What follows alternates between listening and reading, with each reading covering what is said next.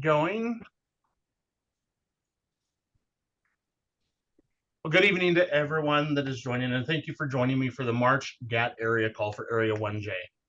I do want to give you a quick reminder, as you just saw, that this call is being recorded. So if you want to revisit the call afterwards, it will be placed on my YouTube channel for anyone. And then also it'll be sent out this weekend for anyone that misses the call tonight. Also on the call, like I just mentioned, Lion Eric Tweedy is on the call. So if you have any technical difficulties during the call, please private message him so that he can assist you with the issue. Now, like I said in the email, this month's call is going to be totally different than any of them that we've done before. We're not going to focus on numbers this month. We're not going to focus on how things are going in the district, even though that's important. Tonight, we're going to shift gears just a little bit, and we're going to talk about the mindset of, just a second here, sorry. There we go. The mindset of leaders eat last. So what I'm going to ask you all to do tonight, this call is probably only going to be about a half hour, 40 minutes. I will tell you that, so you will get some time back tonight. Have a piece of paper handy, or just make some mental notes as we're going. And I want you to start with the quote on the screen, leaders eat last. Mentally think about that. What does that mean to you? Well, to me, and I'll explain it, the following quote sums this up. Leaders are the ones willing to look out for those to the left of them and to the right of them. Leaders are the ones who are willing to give up something of their own for us. Their time, their energy, their money, maybe even the food on their plate. When it matters, leaders choose to eat last. This mindset also means giving intent to your teams and give them control of the task at hand. Do you think that we do a good job of this as Lion leaders in our districts and our states? Some of you may say yes, and some of you may say no. And that's quite all right, because every district is going to be in a different stage, or maybe not even thinking through this mindset at this time. So we're going to begin this evening, and we're going to learn how to pull our teams together, and, why some teams pull together and why some teams do not. So before we get into the conversation portion of it, to help us further explain the mindset of leaders eat last, I ask you just to sit back and enjoy this short video where it is explained to us from a military standpoint, because that is where the mindset comes from. And we're going to learn about how Captain David Marquette changed the mindset of the USS Santa Fe. And furthermore, he gave intent and control of his nuclear submarine to his crew and what it did for them as a team.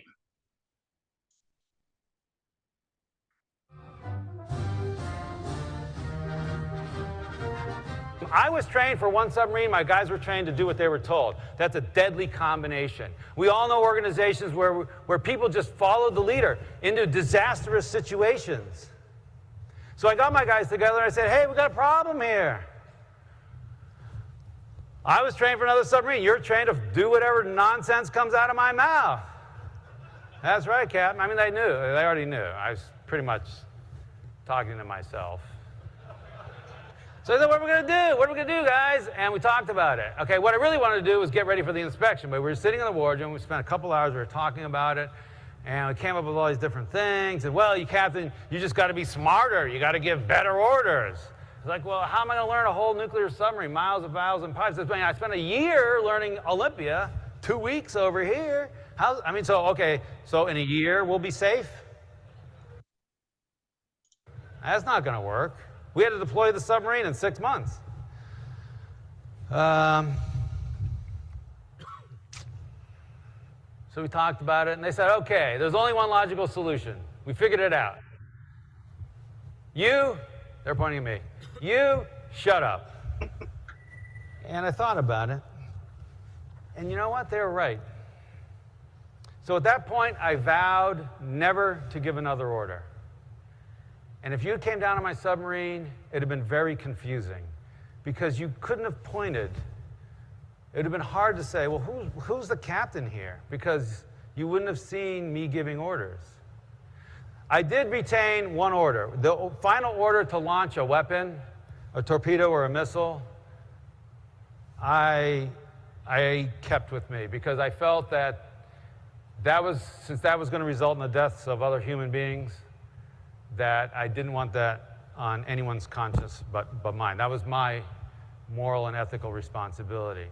But even though everything else in the Navy, there's long lists of things that says the captain has to authorize. Captain should authorize. You got a couple nukes in your group, they'll tell you it's true.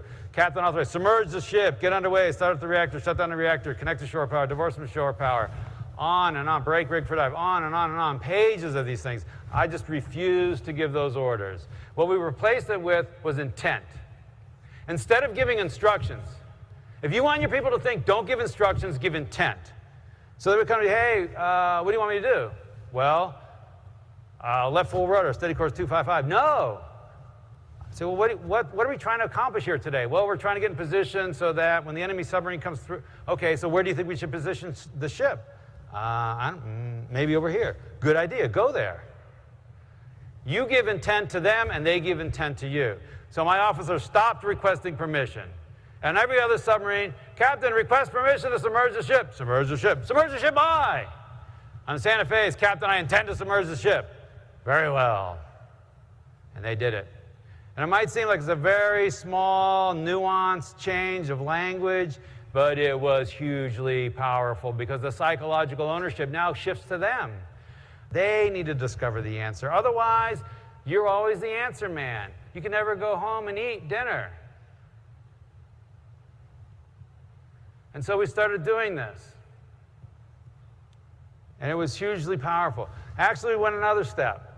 Then I got smarter and I said, when the officer said, Captain, I intend to submerge the ship, I would ask him, well, what do you think I'm thinking right now? And he'd look at me, hard to tell. I'm guessing you're wondering whether it's safe. Bingo! I said, well, convince me it's safe. He said, Captain, I intend to submerge the ship. All men are below, hatches are shut, ship's rigged for dive. I checked the bottom depth. The submarine's in the water that's been assigned to us. Then later I would ask them, is it the right thing to do? And they would say, well, yes, sir, because our mission requires that we... And these are the two pillars that I think support this idea of giving control. These are the two pillars that need to be in place. The technical competence, which is represented by, is it safe? And the organizational clarity, which is represented by, is it the right thing to do?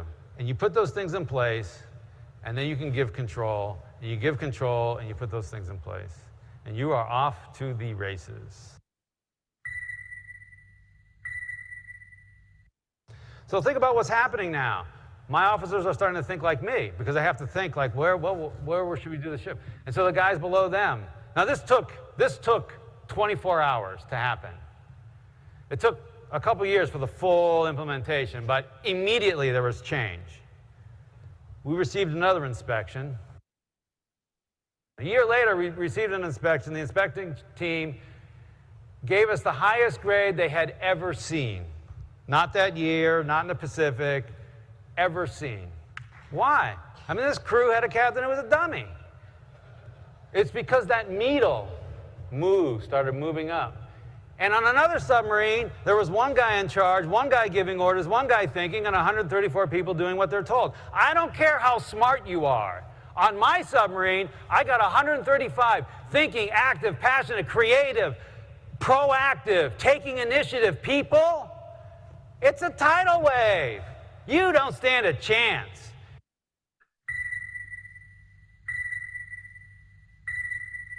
Here's the solution. Move the authority to where the information is.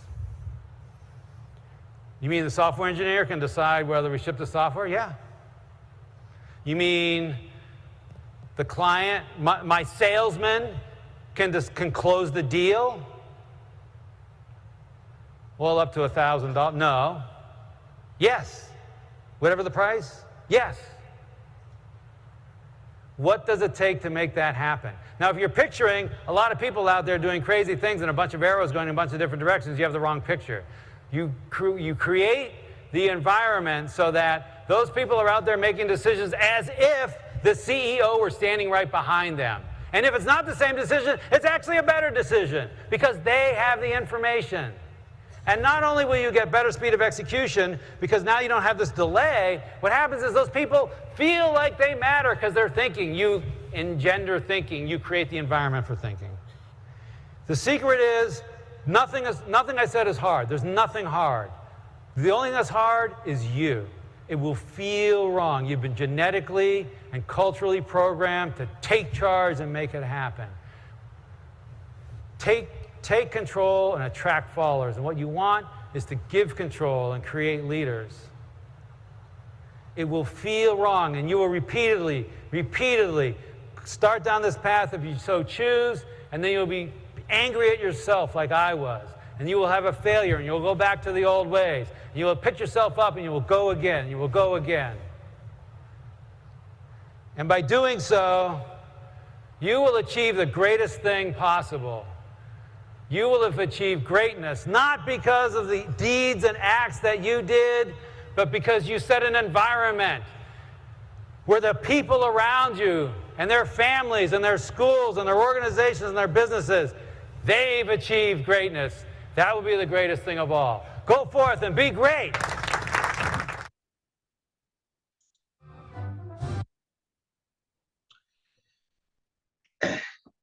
So let's jump into just a couple of the things that Captain Marquette talked about in that video that we just watched. We're going to start with giving intent. For this, I'm going to talk about the example that Captain Marquette implemented on the Santa Fe. They used to start their actions by requesting, I request permission. This was vocabulary contrary to the proactive mindset he was trying to develop on the submarine. So he requested to change to, I intend to support the move of the crew from passive followers to active leaders on the ship. By doing this, it drastically changed the level of proactivity. In addition, they noticed several side benefits. Firstly, it was possible for leaders to check without interfering with their team on what was going on and if it was going in the right direction. In addition to the decision, they were providing the rationale, and secondly, they put the crew in the shoes of the next level of hierarchy by working on the intent behind their actions. One question I want you to privately think about, and then we can talk about it afterwards here, is how Lions in your district and your multiple district could change, even just small changes, to give intent to district leaders, your zone chairs, region chairs, even club officers, and have them work towards the goals that the district governors and the district governor team have put in place, instead of them having to ask for permission or guidance from the district governor or the district governor team. So the big one for me is giving control. It's about granting the responsibility to people, not only to make decisions about how they're doing their work, but also toward what end. The approach Captain Marquette did was a breakthrough in this area. In the submarine, information is used to be channeling up the chain of command to decision makers. Instead, he took the approach of pushing that responsibility of the decision to where the information actually was at. Another thing to do is to choose decisions that require cognitive skills of people, repetitive tasks that are well-defined and predictable, along with tasks that are covered by procedures put in place by the association, are not good examples of this because they are already outlined for the individual. This is a great area to work with, again, with your region chairs, zone chairs, or other committee members to allow them to use cognitive skills to achieve the goals you've set. Now, this approach is a little bit of a paradox, though, as the usual belief is that you start to change mindsets, then the behavior is going to follow. But that's not the case. Once people have made a decision, they will act accordingly and stick to it, whatever was the reason of the decision at the beginning. One thing that we must do as leaders is to resist the urge to provide a solution. That temptation is hard for a lot of us to fight back, because providing the solution to the individual, it will allow the task at hand to get done faster for us. But we have to keep in mind that most decisions that are being made are not urgent in nature in lions. So the extra time to allow the individual to produce the solution is okay. Finally, another practice that leaders implement on the ship was thinking out loud. Speak the thinking while ongoing. They did this for all, both crew and the leaders of the ship. This practice is like the one where the crew shared the intent with the rationale of doing it. Team members are going to be reluctant to share their thoughts or work with their district governor team unless they are 100% sure of that team.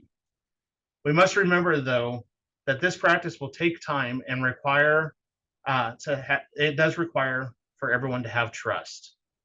It's called the circle of safety, and it's where Lions leaders need to create conditions where their team feels safe from criticism, toxicity, etc. Their followers should only have to worry about external threats, not the internal ones. Now, keep in mind though, while that last statement that I just said is a little harsh, it is imperative to work on positive mindsets of our Lion teams as we grow and try to achieve amazing things down the road.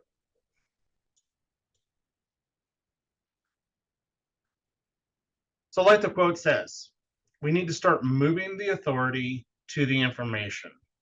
Could you imagine, as a district governor, if you were able to give the intent to your leaders that you have put in your cabinet and sit back and let them make the decisions for you and watch them flourish and grow and watch your district achieve your goals?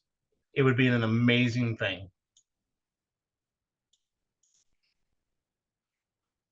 So here are a few ideas to keep in mind. Number one, use your values to inspire to support decisions as guiding principles.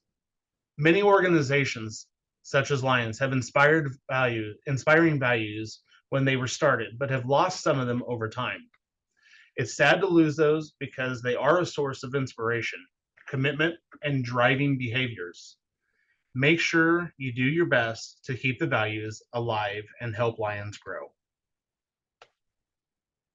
Use immediate recognition to reinforce desired behaviors. Don't let time or distance prevent you from immediately acknowledging something amazing one of your Lions did. The faster that you highlight these things, the more powerful the impact you will have on that Lion, and it will cause them to want to do better going forward.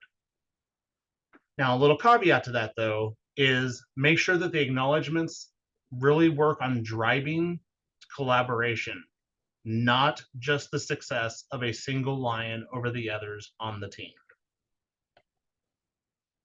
Number three, encourage a questioning attitude over blind obedience. Be okay to allow your Lions to challenge the status quo, including district leaders, if it's done with the mindset of growth and healthy change in mind. It's okay to have those questions and have Lions come up to you, even though you're the leader, and ask you, are you really sure this is the best thing to do? And if you go into it with an open mind, you're going to allow them to provide you with a solution to something that you may not have even thought of. Number four, specific goals, not methods. We want Lions to grow in knowledge, in the roles, they are in. As leaders, we have to let them find solutions and only specify the intent. In addition, when they become true experts in their role, they will be the best to find the more relevant and ingenious solutions to our problems like membership loss, gaining new clubs, retention of members are just a few. Number 5, embrace inspection. So Lions, of course, were not on a nuclear sub. I get that. But on the Santa Fe submarine, excellence was the target. Because of this, inspection was seen as an opportunity to give feedback. Inspection was seen as a source of information and solutions, and because of this mindset, created an atmosphere of learning and curiosity on the submarine. And finally, number 6, begin with the end in mind. Have your district team focus on the objectives since the very beginning and work on structuring all of your actions that way. This is where the GMA process comes into play. So make sure that you start with SMART goals and make sure that they can be measured.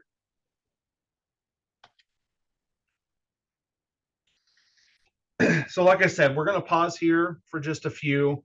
And instead of going around the room to get updates on numbers, I want to spend just a little bit of time and open it up for dialogue and see how you think a mental shift like this could help Area 1J change how things are going for years to come. So it's a small enough group, so I'll open it up for dialogue. You can just unmute yourself and state who it is, because I can't see, I apologize. And let's have some conversation.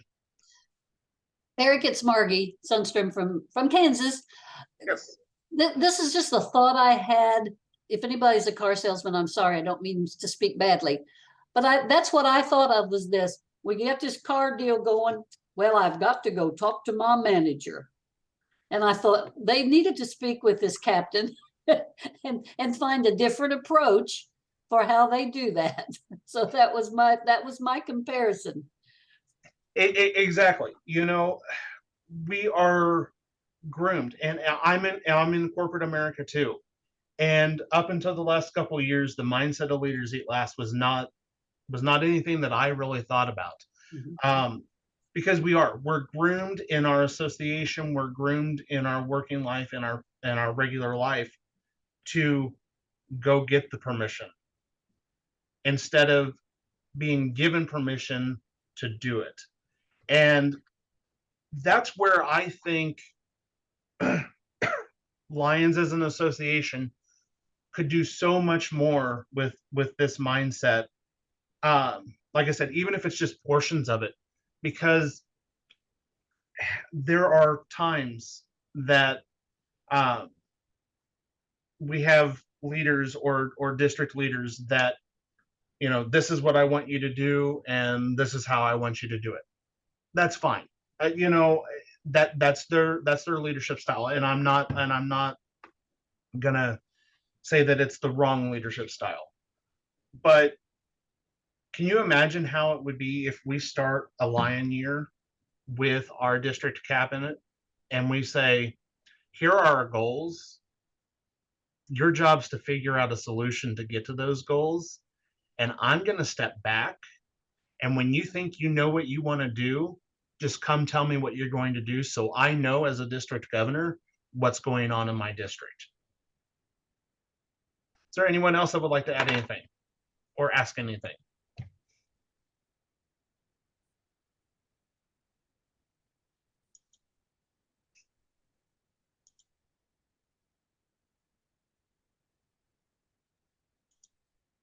Hey, Eric, it's Bill Johnson. Hey, Bill. Arkansas. Oh, wow. I certainly see the intent here. And what comes to mind is easier said than done. I obviously I've been, my background is management and leading organizations. And I really appreciate the initiative that others have, and I encourage it. in jobs that I've had. And I will tell you that my cabinet in particular, I would say for the most part, I have a handful that do take initiative and will, jump out there and are cognizant of our goals and what we want to do or projects that we want to do. And then there's others that if I don't contact them, I never hear a word. Absolutely. It's not, it's not, they're not even asking permission. They're just, they're just not doing anything. And that's sad. Uh, and then you question, go, well, why did you agree to do this in the first place? I don't think I bullied anyone into, you know, I'm not that, I don't think that's your personality, Bill. I don't think that's for personality, but why agree to do it? And I think a lot of times people may think, well, if I don't do it, I mean, I've got to do it. There's nobody else to do it, but I really don't want to do it, you Mhm. know. And that's not necessarily a good situation to be in to take charge. On the other hand, I've got some real stars too, that people that just zone one particular zone chair that I'm thinking about that, I mean, just takes the initiative to visit those clubs and call on them and will call me and say, we need, they're going to do this and you need to come down here, and I'd say, well, I've already been once, well, no, so that's, that makes you feel good. I can ramble on. I think I've said what I need to say. What I'll add to that, Bill, to your statement, you know, do I think that this mindset is for everyone in the cabinet? Absolutely not. I get it. We're all volunteers, and we're going to do what and work with what we have, and we're going to be appreciative for that.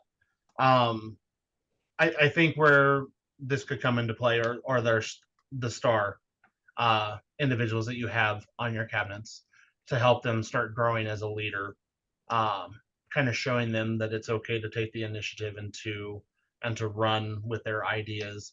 I fully respect it. I understand. We see it in almost every district. There are some that are superstars, and there are some that we wish we could get them to be superstars, but we just can't get them to take that step. So I fully respect that statement. Is there anyone Yeah, else? well, I Go just ahead. to follow up there. There's just, I think maybe the way it's happened in the past, a lot of people expect I'm gonna have to sit back and I'm gonna have to be the district governor is gonna have to ask me to do this, or I shouldn't be bold enough to, branch out Absolutely. on And my that's where it takes time to make the change for yeah sure. yeah Because it is a mentality, and like I said, we're all groomed to wait for the orders yeah and wait for that direction. So right.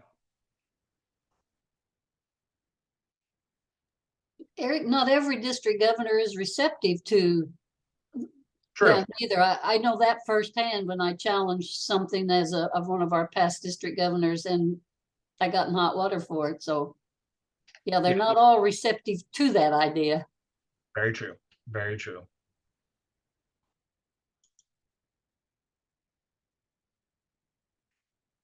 Sir, anyone else? I don't want to cut anyone off, but I don't want to keep everyone on here. Okay. What I will say is if you are interested in just learning more, because this was a 8-minute video on a mindset that is way bigger than that 8-minute video. This is just the one situation where the mentality was used that gets shown a lot in trainings. And but if any of you are readers and you want to, it is actually a very, very good book. It is called Leaders Eat Last, and it's by Simon Sinek.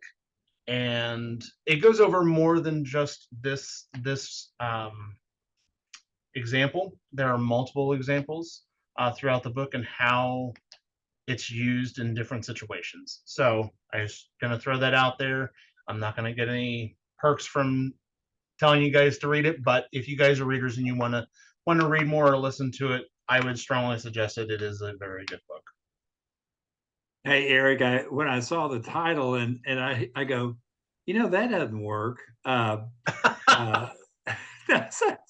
It's Monday night. I was at their 70th anniversary of Sheridan Lions Club, and I was told it was Monday night, and I was told on Friday that I was the keynote speaker at this Oh, event. there you go. Yeah, that's great. That's great. Yeah, I am kind of like the Baptist preacher, though. I've always got something to say. But so the point was, I knew that I was going to be speaking. I knew that people were going to be eating. It was not a sit down plated dinner, it was a buffet line. And if you like to eat like I do, you want to. I actually want to be first in line so that I've got plenty of time to pick the lettuce out of my teeth before I get up and speak in front of a group of people. So that's what I thought about, because I just had that situation Monday night, and I was, and luckily the speaker, they usually let you go first, but I did want to go ahead and eat so that I'd be prepared when they were ready to move on with their program. Yeah, yeah. It is the title's kind of comical, but it is a military concept. Of course, and that's where it's coming from. So, Eric, I had one more thought. Sure. Bill and I just keep chatting. Well, why do we even use the word leader, leadership, our leaders? Maybe we shouldn't even use that word. We give the people the idea that they must follow us. Maybe we need to find a way to say who we are, what we are, rather than to use that word. become a fellow lion Mm-hmm. and not worry about the title. Mhm. Exactly. You know, you bring up a good point though, Margie. Honestly, there are a lot of times where the title gets in the way of growing as an association and growing our district. And it's each individual is different. So one district governor is out there in the trenches with everyone else, and unfortunately, we have around the world we've seen district governors that it's I'm here and you're there. So, I wholeheartedly agree. The more that we can get to that even playing field and work together as a team and as counterparts, the better off we're going to be as an association, and the more we are going to see Lions get remotivated and grow our clubs and our districts. Thank you, Margie. So on the screen, if you'll notice, we are not going to have a GAT call next month. I am going to be out of town again. It's both Lions convention season and it's work convention season, unfortunately. So I've got travels going and stuff like that. So with that being said, our next one, if you want to go ahead and put it on your calendar, and it will be in the newsletters that go out, will be on Wednesday, May 24th. And so that is the Wednesday before Memorial Day. I didn't want to do it after Memorial Day because people usually take Memorial Day week and go camping and stuff like that. So it is the Wednesday before Memorial Day. So if you want to go ahead and put that on your calendars, I would appreciate it. And so with that, you all have my contact information. But as always, reach out to me if you need anything. Call me, text me, email me. I'm here to help you guys, help you all finish this year as strong as we can. I will be upfront and honest. I have not heard yet from the last board meeting if I will be in this position next year. As soon as I know if I'm staying, I will make sure everyone knows that you're stuck with me for one more year. But we have to wait for the word to come down from the international board, and it usually takes them 3 or 4 weeks before it gets trickled down to the people that are in the position. So once we know, I will let you know, and I'm hopeful that I can stay so that I can continue working with the 4 states next year as well. So with that, if there's no other questions or comments, I am going to give you some time back, and I appreciate you indulging me as I take you on a journey with Leaders Eat Last. Have a good evening, everybody, and we'll talk soon.